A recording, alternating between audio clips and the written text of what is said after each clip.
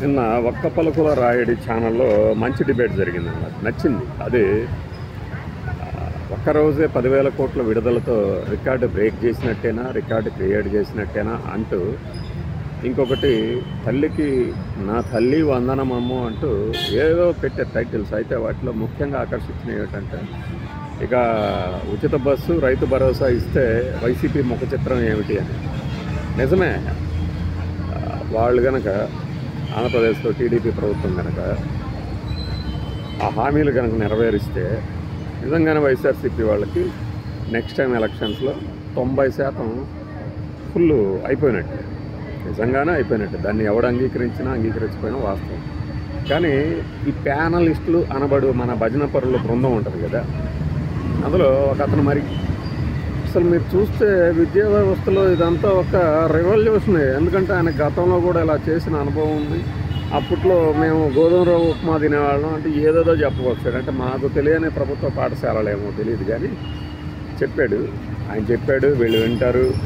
ఈయన భజన చేస్తాడు, ఆయన చిరతలు వాయిస్తారు. ఎక్కడైనా ఏ ఛానల్లో అయినా ఇదే పరిస్థితి.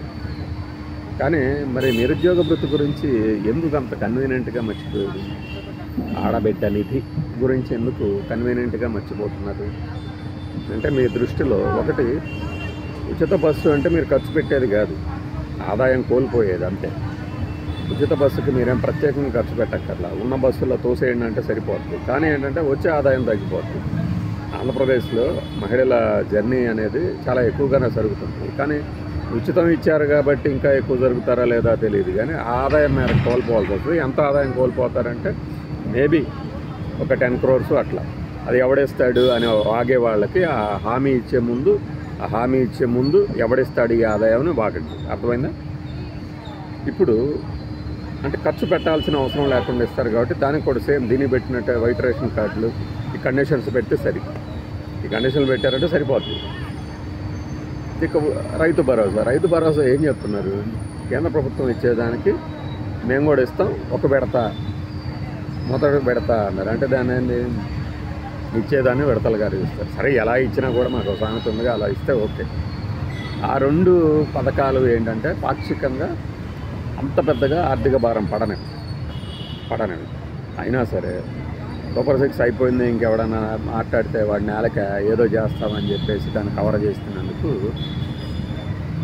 ఎలాగైనా సరే మన హామీలు అయితే నెరవేరుతున్నాయి కదా అని కూటమి నేతలు జనంలోకి వెళ్తారు. ఇప్పుడేం లేదు, అంతకుముందు జగన్మోహన్ రెడ్డి గారు ఏదైతే చెప్పారో ఇప్పుడు నేను అదే చేస్తున్నాను చంద్రబాబు. అప్పుడు జగన్మోహన్ రెడ్డి గారు ఏంటి, అన్నీ ఇచ్చాం కదా, గడపడగాడు తిరగండి మీరు అంటే వ్యతిరేకత వస్తుందన్న తీవ్ర స్థాయిలో వస్తుంది. అసలు నేను తిరగలేకపోతున్నాను అంటే తిరగని వాళ్ళకి దబిడే నేను మార్కులు వేస్తున్నా, సర్వేలు చెప్పించుకుంటున్నాను ఆయన చెప్పేవాడు. ఇప్పుడు ఇక మొదటి నుంచి ఉన్నదే కదా సర్వేలకు వల్ల. కాబట్టి వీళ్ళు తిరగాలి.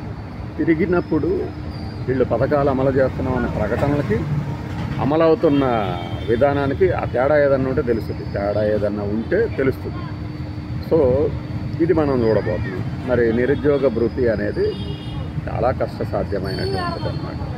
ఎందుకంటే నువ్వు ఉపాధి చూపించాలి, లేదంటే హామీ ఇచ్చిన మేరకు ఆ 3,000 రూపాయలు ఇవ్వాలి కదా. ఇప్పుడు లాయర్లు అంటే ఆ డిగ్రీ వరకు వాళ్ళు చూస్తారు, ఉందా లేదా డిగ్రీ. జూనియర్ లాయర్లకి ఈ భృతి ఇద్దామని చెప్పేసి ఇచ్చేస్తూ ఉంటారు. సో ఒక సంఖ్య పరిమిత స్థాయిలో ఉంటుంది. కానీ నిరుద్యోగాలు ఉన్నటువంటి సంఖ్య మనం ఇది అనే ఒక నెంబర్ చెప్పలేము. ఒక నెల పెరగవచ్చు, కొన్నాళ్ళ తర్వాత అతనికి ఉపాధి దొరికితే తగ్గవచ్చు. మరి ఈ సంఖ్యను ఎట్లా డిసైడ్ చేస్తారు? ఆ తర్వాత నిధులు ఎట్లా డిస్ట్రిబ్యూట్ చేస్తారు? దానికన్నా కూడా మనం స్కిల్ సెన్సెస్ అని అప్పట్లో గొప్పగా ప్రకటించాం. ఇప్పుడు ఆ స్కిల్ డెవలప్మెంట్ అయింది, మళ్ళీ అయింది. ఆ స్కిల్ సెన్సెస్ ఎంతవరకు వచ్చింది?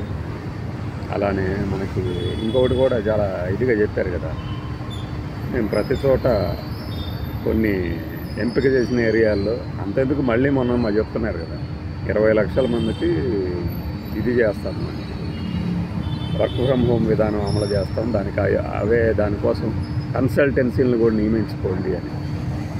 ఏది వర్క్ ఫ్రమ్ హోమ్ 20 లక్షల మందికి మనం ఎలా చేయాలి, సాధ్యాసాధ్యాలు ఎట్లా చేద్దాము అనే దాని మీద ఒక కన్సల్టెన్సీ నియమించాలి.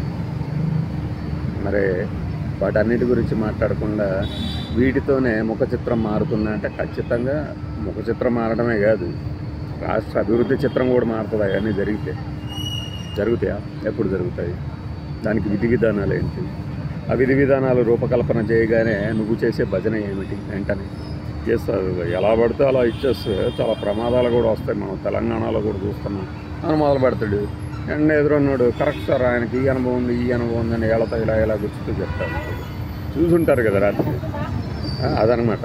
ఖచ్చితంగా ఆ 2 హామీలు కూడా అమలైతే, అంటే మేబీ ఆగస్టులోనే అని చెప్పారు కాబట్టి ఆగస్టు నుంచి కనుక అయితే వైఎస్ఆర్సీపీ వాళ్ళు ఇక విమర్శలు తగ్గించాల్సింది. అయితే కొత్త విమర్శలు ఎట్లా వస్తాయనేది ఆ అమలైన తర్వాత మాట్లాడుకోవచ్చు. ఇప్పుడే ఎందుకు? ఇప్పుడు అమ్మఒడి అదే తల్లికి వందనం ఉంది కదా, ఆ తల్లికి వందనానికి చాలామంది మెసేజ్లు పెడుతున్నారు, మాకు పడ్డాయి సార్ అంటే ఏంటి? జరుగుతుంది, పని జరుగుతుంది. సో డబ్బులు పడుతున్న దాన్ని మనం డబ్బులు పడట్లేదు అనడానికి లేదు.